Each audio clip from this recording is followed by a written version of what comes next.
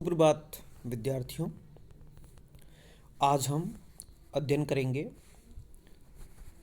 प्रेमचंद कृत उपन्यास गबन की प्रमुख स्त्री पात्र कहिए, प्रमुख महिला पात्र कहिए या इस उपन्यास की नायिका कहिए। ये प्रश्न आ सकता है छोटा, कौन है नायिका? तो उसका नाम है जालपा। नायक इनके पति रमानाथ। इनके ही इर्द गिर्द यह संपूर्ण उपन्यास रहता है। ये प्रमुख पात्रों में है। प्रेमचंद कृत उपन्यास गबन की प्रमुख स्त्री पात्र या नायिका जालपा, और हम आज इनका पढ़ेंगे जालपा का चरित्र चित्रण।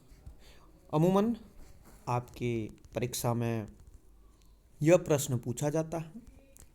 रमानाथ का चरित्र चित्रण हम पढ़ चुके हैं। प्रश्न इस प्रकार भी आ सकता है कि गबन की नायिका का चरित्र चित्रण कीजिए या गबन की नायिका जालपा का के चरित्र की विशेषताएं बताइए। तो आपको इस प्रकार क्वेश्चन इसका जवाब देना है। इस प्रश्न का आप निबंध की तरह भी लिख सकते हैं, आप बिंदुवार भी लिख सकते हैं। बिंदुवार हम लिखते हैं तो थोड़ा प्रभावशाली ढंग से हम उनके चरित्र की प्रमुख विशेषता की ओर इंगित करते हुए उसका वर्णन करते हैं। पहले उनके चरित्र की प्रमुख विशेषता को लिखते हैं, अंडरलाइन करते हुए लिखें। गबन उपन्यास की नायिका जालपा जीवंत और प्रभावशाली चरित्र वाली है। वह रमानाथ की पत्नी है, विवाहिता है। उपन्यास के प्रारंभ में उसकी कुमारी अवस्था का चित्रण है, जिसमें उसका आभूषण मोह यथार्थ रूप में चित्रित हुआ। इसके बाद उसका चरित्र यथार्थ के कठोर धरातल को पार कर आदर्श की उच्चतम पीठिका पर प्रतिष्ठित हो जाता है। प्रेमचंद का हम कहते हैं कि यह जो उनकी उपन्यासकार प्रेमचंद किस प्रकार के कहते हैं कि आदर्शोन्मुखी यथार्थवादी हैं, तो जालपा का चरित्र भी इसी ओर परिपुष्ट होता है। पहले वो यथार्थ दिखाते हैं, फिर वो उनका जो चरित्र है वो आदर्श की ओर उन्मुख है। तो हम जालपा के चरित्र की प्रमुख विशेषताएं निम्न प्रकार से पढ़ सकते हैं, देख सकते हैं, लिख सकते हैं, याद कर सकते हैं और अपने उत्तर में भी परीक्षा के समय लिख सकते हैं। पहली विशेषता हम उसकी चरित्र की कहते हैं कि आभूषण मोह। जालपा जन्मजात से ही आभूषण मोह से ग्रस्त है। 7 वर्ष की अवस्था में वह कच्चे मोतियों का हार पहनकर सारे गांव में दिखाती है। फिर अपनी मां के चंद्रहार को लेने की उसकी इच्छा को माता ने यह कर कुंठित कर दिया कि तुम्हारे ससुराल वाले लाएंगे। जब विवाह के अवसर पर वह चंद्रहार नहीं देखती है तो वो उदास हो जाती है। जब उसके गहने चोरी होते तो वो बहुत दुखी होती हैं। पति से आग्रह करती है कि वो मेरे गहने बनाए। वह अपने सहेलियों को शिकायत भरा पत्र भी लिखती हैं गहनों के बारे में और ससुराल वालों की बुराई करती। पति नौकरी लगने पर उसके कुछ गहने खरीदता भी है और बाद में उसी के कारण वह फंस जाता है। चोरी करनी पड़ती है उसे, सरकारी पैसों का गबन करना पड़ता है, इसलिए उपन्यास का नाम गबन है। तो यह जो जालपा का आभूषण प्रेम है, यही उन सब संकटों का कारण है। दूसरा बिंदु देखें कि अत्यधिक भावुक व्यक्तित्व। दूसरी क्या चरित्र की विशेषता है? वो भावुक व्यक्तित्व, वो भावनाओं में बह जाती हैं, वो भावुक है। नारी सुलभ भावुकता सब में होती है नारी। वह सरल, सहज, निश्चल हृदय वाली रमणी है। विवाह के समय चंद्रहार न देकर भावना में बह जाती है और रोने लगती हैं। शिव की मूर्ति को उठाकर फेंक देती हैं। विवाह के बाद पति के गले में बाहें डाल फूली नहीं समाती हैं। रमानाथ के प्रेम में वह मुग्ध है। आभूषण चोरी के पश्चात क्रोध करती है, किंतु शीघ्र ही संवेदनशील उठती है।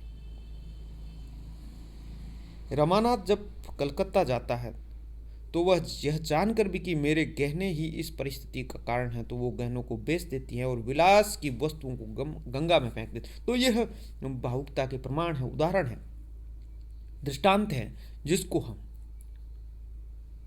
लिखेंगे, ध्यानपूर्वक याद रखेंगे। वह पर दुख कातर है, दूसरे को दुख देख करके दुखी होती है। जब रमानाथ की झूठी गवाही से अध्यापक दिनेश को फांसी की सजा सुनाई जाती है तो वह अंत में जालपा उसके परिवार की देखभाल भी करती है। तो ये है नारी सुलभ भावुकता, दूसरों परोपकार की भावना। अब हम तीसरी इसकी विशेषता देखें, कल्पना प्रवण। कल्पना की अधिकता कह सकते हैं। जालपा में भावुकता के साथ सुंदर सुखर कल्पनाओं का जमघट भी है। प्रारंभ में छोटी अवस्था में वो गहनों की कल्पना करती है, चंद्रहार की कल्पना करती है। रमानाथ ने उसे पुष्पों से सजाया तो जालपा ने अपने आप को फूलों की देवी की कल्पना की।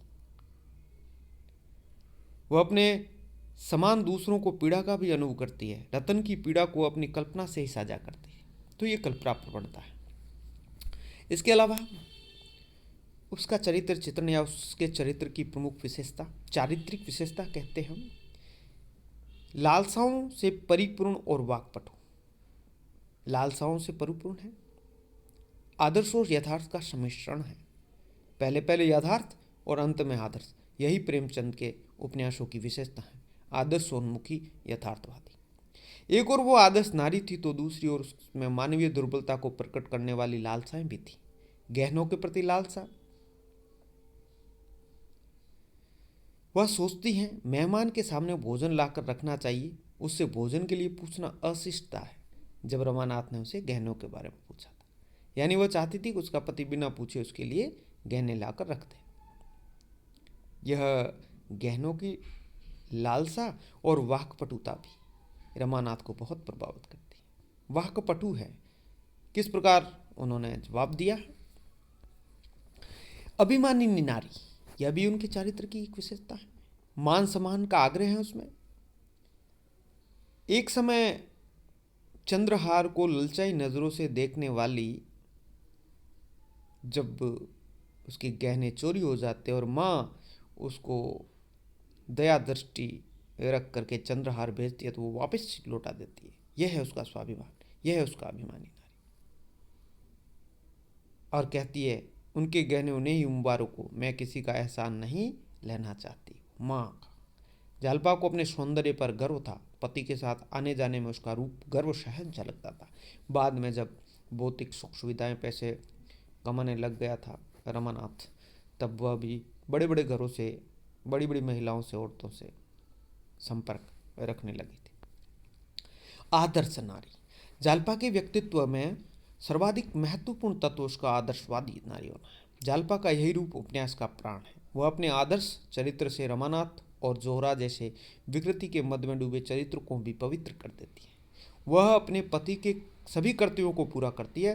पति को वह उपासना की वस्तु समझती है, तभी तो अपने पति को ढूंढने के लिए वह कलकत्ता जाती है और अनेक कष्ट उठाती है। शुरुआत में हम देख सकते हैं कि उनके कुछ चरित्र में ये जो आभूषण मोह है, ये एक यानी विकृति है, या कह सकते हैं ये नारी सुलभ चेष्टा है।